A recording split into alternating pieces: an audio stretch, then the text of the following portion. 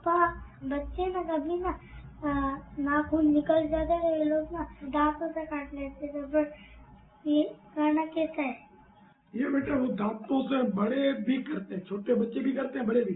तो बच्चों की बचपन में आदत होती है तो बड़े होकर भी यूँ करते रहते हैं। अब इसमें ज़ाहिर है कि नाखून में अक्सर मेल होता है, तो मेल जाएगा इस तरह पेट में, तो ये जरासीम बीमारियां और नाखून दांतों से उतरने से ये बरस की बीमारी का अंदेशा है।